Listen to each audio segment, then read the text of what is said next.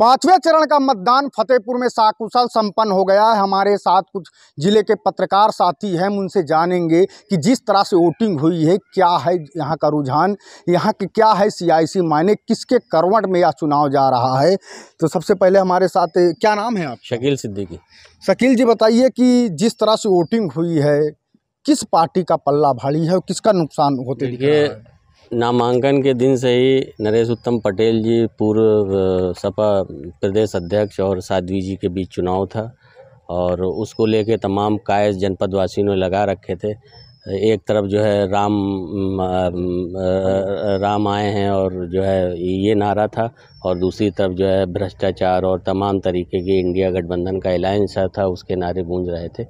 और यहाँ पर क्षेत्रीय दल जो है, क्षेत्रीय पार्टियां या तमाम क्षेत्रीय लोगों ने जो जातीय समीकरण थे, वो जैसे आज के चुनाव से मतदान से ऐसा लगा कि वो नरेश उत्तम पटेल के फेवर में जाते हुए दिखाई दिए। और भाजपा भी कहीं कहीं चली, लेकिन इतना कमज़ोर भी भाजपा प्रत्याशी नहीं है। साध्वी जी की पर्सनल और कुछ उनकी पहुंच जो है आम मतदाताओं के बीच कम रही, इससे भी जो है उनके मतदान प्रतिशत में कमी आ सकती है। लेकिन अनुमान तो यही है कि अंततः लड़ाई जो है वो नरेश उत्तम पटेल साइकिल और कमल के फूल के बीच होगी। ऐसे कौन से मुद्दे थे जो यहाँ पे इस बार चुनाव में हावी रहे, जो देखने को मिला? देखिए, राष्ट्रीय स्तर पर तो मुद्दे जो थे वो इंडिया अलायंस नहीं कुछ कर पाया राष्ट्रीय स्तर पर, और क्षेत्रीय स्तर पर भी जो विकास साध्वी के कार्यकाल में हो उससे लोग संतुष्ट नहीं ज़्यादा दिखाई दिए। तमाम ऐसे जो है प्रदर्शन भी हुए, रोड को लेके, पानी टंकी को लेके, सड़क को लेके, कि वहाँ तक नहीं सड़क पहुँच पाई, और जो है लोगों ने मतदान का बहिष्कार, आज भी कई जगह से जो है मतदान को लेकर जो है बहिष्कार की खबरें आई, जो चली भी, फिर उसमें जो है प्रशासन ने जो है पहल भी की और वोटिंग शुरू कराई। तो ये सब छोटे छोटे मुद्दे जो है क्षेत्रीय लेवल पर हावी रहे, जिसका खामियाजा जो है भाजपा उठा सकती है। तो पत्रकार साथी अपनी अपनी बात रख रहे हैं। क्या नाम है आपका? नितेश श्रीवास्तव। क्या लगता है जिस तरह से वोटिंग हुई है, किसका पलड़ा भारी, किसका नुकसान हो रहा है? हमने जहाँ तक 6 विधानसभा में सर्वे किया, लमसम दिन भर फील्ड पे रहे, तो हमें जहाँ तक समझ में आ रहा है, जहाँ भी हमने बात की साइकिल सपा बहुमत पे आ रही है, ठीक है, और कहीं ना कहीं आपसी मतभेद भाजपा को लेकर नुकसान पहुँचाया है। और सबसे बड़ी चीज़ कि स्थानीय मुद्दा से लोग रुष्ट थे, और जिसके लिए क्या हुआ कि तमाम जगह पे इनका विरोध भी हुआ, और इस विरोध का सामना इनको इस चुनाव में देखना पड़ा। तो स्थानीय मुद्दे और पार्टी में साफ तौर पर कहें तो भीतरघात जो एक बीजेपी प्रत्याशी के लिए कहीं ना कहीं एक नुकसान का कारण बन रहा है। क्या नाम है आप? धीरेन्द्र सिंह राणा। धीरेन्द्र जी, बताइए कि जिस तरह से वोटिंग हुई है, क्या ऐसे मुद्दे थे जो इस बार के चुनाव में हावी थे, और अब तक के चुनाव में क्या सामने निकल के आया, किसका रुझान है?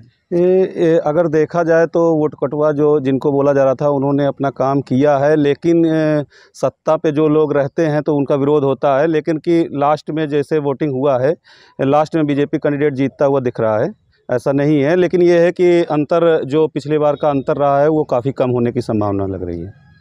तो इनका कहना है कि पिछले बार तकरीबन 1,80,000 वोटों से साध्वी निरंजन ज्योति जीती थी। हालांकि इस बार भी दोनों प्रत्याशियों के बीच में मुकाबला है, ये अंतर कम हो सकता है। हमारे साथ और भी साथी हैं। क्या नाम है आपका? अजय प्रताप सिंह। अजय जी, जिस तरह से वोटिंग हुई है, या आप लोग हमेशा फील्ड में रहते हैं, क्या रुझान निकल कर सामने आ रहा है? आज 6 विधानसभा है, 6 विधानसभा जाकर मैंने 3 विधानसभा गया। 3 विधानसभा में मुझे लगता है सबसे अच्छा विधानसभा ऐसा, सबसे अच्छा बीजेपी के पक्ष में अच्छा रुझान रहा, और देखा भी 2-3-4 गाँव में अच्छा वोटिंग रही, अच्छा सब कुछ रहा, यही कह सकता हूँ। क्या लगता है कि किसकी जीत होगी, इसमें किसका नुकसान होगा? जीत तो कहीं में कहीं भाई देखा जाए तो साध्वी जी बहुत अच्छा मेहनत किया है, हर चीज़ किया है, क्योंकि आया सबसे पिछड़ी विधानसभा मानी जाती थी जिले की, क्योंकि कुछ विकास कार्य वहाँ के बहुत अच्छे हुए, हर घर जल योजना चाहे सड़क हो, काफ़ी चीज़ों को लेके अच्छा रहा। ठीक है, आपको क्या लगता है कि इस बार के चुनाव में किसके सर जीत का सेहरा सजेगा? लड़ाई तो ज़बरदस्त है, दोनों तरफ से ये माना जाए कि जिस हिसाब से वोटिंग में देखने को मिल रही कि लगभग 3 बजे तक जो है 48% के आसपास जो है वोटिंग हुई है, और टक्कर जो है ज़बरदस्त मारी जा रही है। अब ये 20 तारीख के बाद जब 4 जून को जब वोटिंग काउंटिंग होगी तब ये पता चलेगा कि आखिर जो है कौन जीत रहा है, लेकिन टक्कर ज़बरदस्त है। और हार यहाँ जीत का पे फैसला ये भी कब बताया जा रहा है कि दोनों प्रत्याशी यानी सपा और भाजपा के बीच सीधे मुकाबला है, टक्कर जबरदस्त है। परिणाम सामने आने के बाद ही पता चलेगा। और भी साथी हैं, क्या लगता है किसका पलड़ा भारी है, किसका नुकसान हो रहा है? नुकसान साध्वी जी का हो रहा है, हर जगह विरोध हो रहा है उनका, सड़कों पे कहीं सड़क नहीं बनी, लोग नाराज़ हैं। तो स्थानीय मुद्दे जो हैं कहीं ना कहीं सड़क को लेकर के या नाली पानी को लेकर के तमाम साध्वी निरंजन ज्योति पे हावी है, जो कहीं ना कहीं इसका विरोध भी देखने को मिला। और भी साथी हमारे साथ हैं, हम बातचीत करेंगे। आप अक्सर क्षेत्र में रहते हैं, क्या ऐसी समस्याएं आई हैं जो बता रहे हैं कि कहीं ना कहीं बीजेपी प्रत्याशी साध्वी निरंजन ज्योति का विरोध हो रहा, तो बता रहे हैं कि यहाँ पे साइकिल की रफ्तार है, कितनी सच्चाई है इसमें? देखिए, जो सर्वे है वोटर्स के मुताबिक अगर बात की जाए तो लगातार हम लोग सर्वे कर रहे हैं उस पर। तो इस बार जो है सपा और बीजेपी की कांटे की टक्कर है। जो 2014 और 19 के चुनाव में एक तरफा था, मोदी लहर थी जो है, वो इस बार चुनाव में जो है 24 में नहीं देखने को मिल रही है। मोदी जी यहाँ रैली भी हुई, उसका भी कोई खास यहाँ पर प्रभाव नहीं दिख रहा है।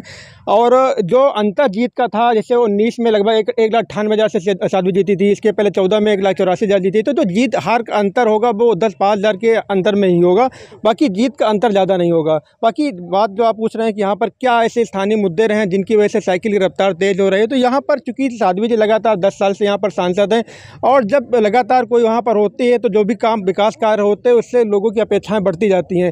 तो अभी भी जो इस बार के आज जो कई जगह है ऑटो का बहिष्कार हुआ, चुनाव बहिष्कार किया, लोगों ने मतों का बहिष्कार किया, तो कहीं ना कहीं जो रोड हैं, सड़क हैं, पानी, जो स्थानीय मुद्दे थे वो कहीं ना कहीं प्रभावित किए गए हैं। बाकी कोई बड़े मुद्दे नहीं थे जो है।